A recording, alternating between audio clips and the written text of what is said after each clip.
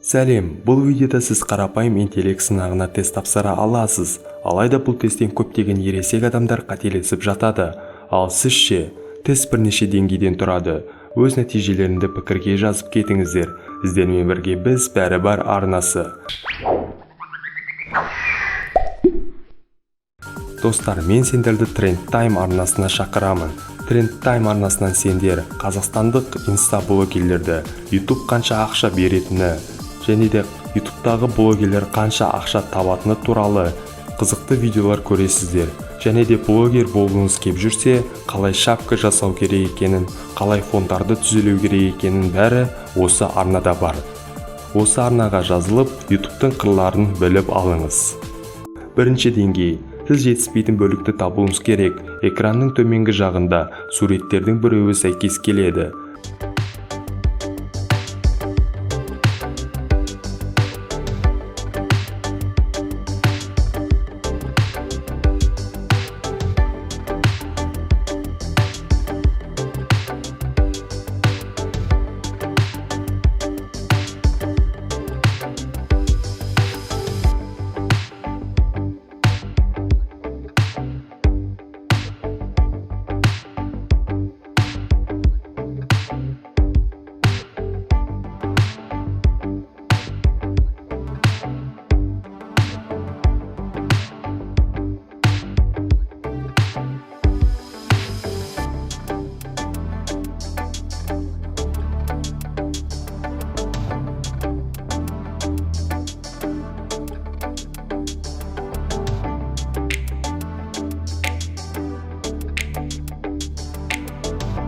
Дұрыс жауабы Д суреті. Егер де дұрыс жауап берсеңіз, лайк басып кетіңіз. Әрі қарай жүрейік.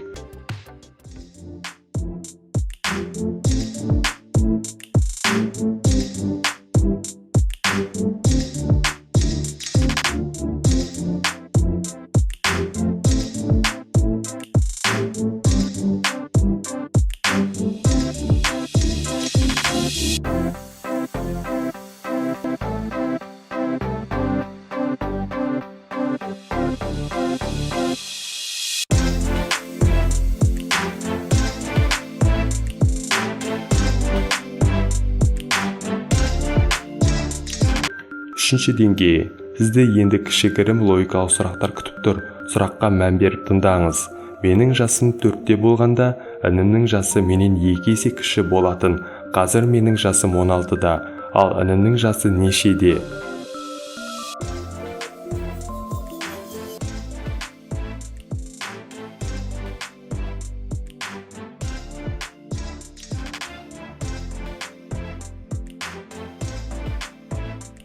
Дұрыс жауабы інімнің жасы 14-те. Екінші кішігірім. Бірнеше адамнан қарандаш үстінен секіруді өтінген болатынмын. Бірақ ешкім секіре алмады. Не үшін?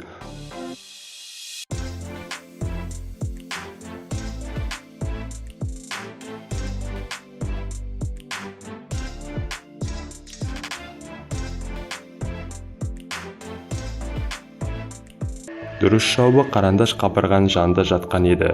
Сол үшін ешкім үстінен секіре алмады. Келесі сұрақ.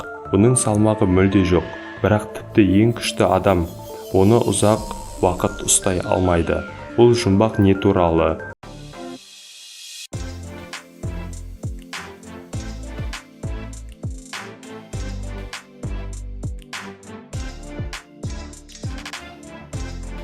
Дұрыс жауабы тыныс алу. Төртінші деңгей. Фигураға қарап қанша квадрат бар екенін айтыңыз.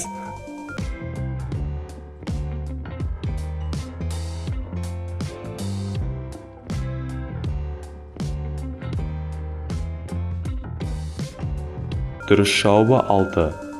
Енді тапсырманы қиындатайық. Бұл фигурада неше үшбұрыш бар?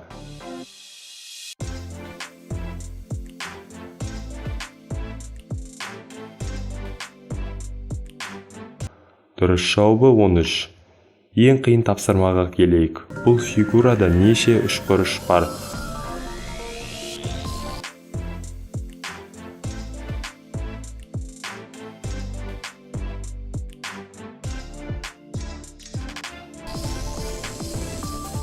Дұрыс жауабы 17.